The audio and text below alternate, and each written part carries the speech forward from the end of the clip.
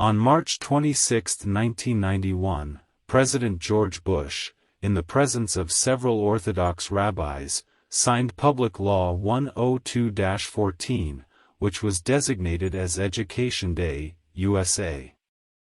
According to this law, the President proclaimed that the people of the United States were to observe this day, quote, in tribute to the universally respected and revered Rabbi Menachem Schneerson. Public Law 102-14 closes with the following edict. 1991, the start of the 90th year of Rabbi Menachem Schneerson, leader of the worldwide Lubavitch movement, is designated as Education Day, USA. The President is requested to issue a proclamation calling upon the people of the United States to observe such day with appropriate ceremonies and activities. Just who was Rabbi Schneerson? And since Rabbi Schneerson is a Russian-born citizen, why should Americans be legally obligated to observe this day in tribute to him? As Public Law 102-14 correctly states, Rabbi Schneerson was the leader of the Chabad Lubavitch movement. Many prominent Americans revere Rabbi Schneerson. Jared Kushner, President Donald Trump's son-in-law, is a strong supporter of Chabad. And here we see a young Bill Gates, wearing a yarmulke, meeting with Rabbi Schneerson. A billboard in New York City once proclaimed Rabbi Schneerson to be the Messiah. Moshiach means Messiah. Of greatest concern, Public Law 102-14 legalized the Noahide Laws. As we can read near the bottom of this joint resolution, Public Law 102-14 will, quote, return the world to the moral and ethical values in the 7 Noahide Laws. Who authorized these 7 laws of Noah? Can they be found in God's Word? The 7 Noahide laws are written in the Jewish Talmud. What exactly are these Noahide laws? According to the 1906 Jewish Encyclopedia, the Noahide laws are from the Jewish Talmud. They declared that the following 6 commandments were enjoined upon Adam: 1. Not to worship idols; 2. Not to blaspheme the name of God; 3. To establish courts of justice; 4. Not to kill; 5. Not to commit adultery; and 6. Not to rob. A 7th commandment was added after the flood: not to eat flesh that had been cut from a living animal. To whom do these Noahide laws apply? The Noahide laws are universal and binding upon Gentiles only. According to the 1906 Jewish Encyclopedia, the Talmud frequently speaks of the 7 laws of the sons of Noah, which were regarded as obligatory upon all mankind, in contradistinction to those that were binding upon Israelites only. What is the punishment for the transgression of any Noahide law? The penalty for the transgression of any Noahide law is decapitation.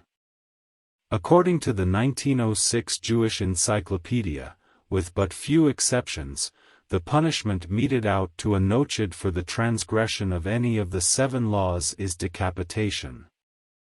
The first Noahide law prohibits idolatry. According to the Talmud, all Christians are idolaters because Jesus Christ is not believed to be the Son of God, but considered to be only a fool who practiced magic. Therefore, what few Christians know and what isn't explicitly stated within the U.S. legislation, is that the first and second Noahide laws, which prohibit idolatry and blasphemy, would be transgressed by all Christians because the worship of Jesus Christ is considered idolatry. When will the Noahide laws be enforced? The Noahide laws will be enforced after the rapture of the church. At the moment the church is raptured to heaven, there will be no Christians on earth. At that time, the Noahide laws will be enforced, and all those who then come to believe in Jesus Christ will be beheaded.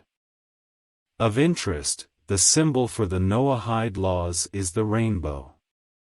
Once the church is raptured and the seal judgments begin in Revelation 6 verse 1, the rider on the white horse is seen carrying a rainbow. This bow isn't a weapon that carries arrows, but is correctly translated to be a rainbow fabric. Also, Revelation 6 verse 2 contains a misleading translation. The rider on the white horse is not sent conquering on a military mission, but is sent to overcome spiritually. To overcome any and all opposition to the Noahide laws. In Revelation 6 verse 4, the rider on the red horse took peace from the earth as they killed one another. This isn't World War III, but chaotic killings as the Noahide laws are enforced. In Revelation 6 verse 11, and after the fifth seal opened, God told Christians to rest for a little season until their brethren should be killed as they were. How were they killed? As Revelation 20 verse 4 states, they were all beheaded for the witness of Jesus. Most Christians may assume that under these Noahide laws, Christians will be beheaded by guillotines. However, in Revelation 20 verse 4, the Greek word for beheaded is pelakitzo. Pelakitzo means to cut with an axe. Of interest, the symbol for women's Freemasonry, the Order of the Eastern Star, is also a rainbow. As is the symbol for Freemasonry's Rainbow Girls. Freemasonry and its 32 degrees are based on the Jewish Kabbalah and its Tree of Life. Masonic authorities believe that Noah was the father and founder of the Masonic system of theology. One prominent Freemason, Dr. James Anderson, was commissioned by the Grand Lodge of London to compile Masonic regulations in his Book of Constitutions. It's written within that book, quote, "A Mason is obliged by his tenure to observe the moral law as a true Noahide." One recent issue of the Masonic publication, the Square magazine, depicting both Noah and a rainbow, was titled, Noahide Legend and the Craft. And within Scottish Rite Freemasonry are two prophetic degrees, the Noahide degree, which is the 21st, followed by the 22nd, which is the Knight of the Royal Axe.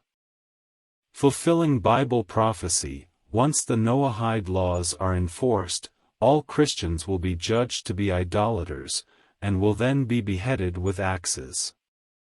In the year 2023, and at the end of this worldwide scamdemic, what do we see? Most incredibly, we now see that the entire world is throwing axes. The World Axe Throwing League is a global axe-throwing organization. It was founded in 2017 and already has more than 500 venues, most of which are in the United States. Some of the other countries and continents represented in this league include Canada, Mexico, Brazil, Europe, Russia, China, India, Indonesia, Australia, New Zealand, South Africa, and Israel. Though this league was recently founded, already its locations are throughout the entire world. The International Axe Throwing Federation is another global axe-throwing organization. It was founded in 2016, and according to its website, includes 150 axe-throwing locations spanning over 4 different continents. To put this into some perspective, though most of the world has never embraced either football or baseball, incredibly, today the entire world has accepted the sport of axe throwing. Not unlike Major League Baseball, axe throwing is highly organized with tournaments, world rankings, and world championships.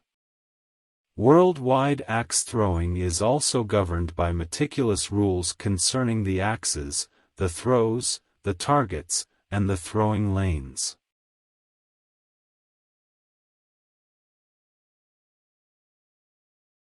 If you have trouble getting to an axe throwing location, then don't worry, axe throwing can come to you in one of their mobile carts. Of course, axe throwing requires deadly accuracy. And all of the axe throwing targets have two blue bullseyes which are called kill shots. Incredibly, many of the worldwide axe throwing locations serve alcohol, with threatening names and symbols.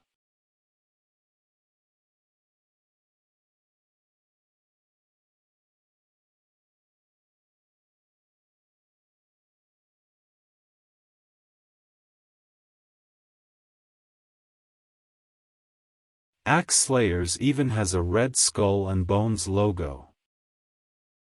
And once the rider on the red horse takes peace from the earth, people will be slaying one another with axes. And as some of you know, Skull and Bones is also the Brotherhood of Death. Perhaps this axe-throwing establishment says it best, as anarchy and death will certainly come to Christians once the church is raptured and the Noahide laws are enforced. If you would like to learn more, go to ZionismExposed.com.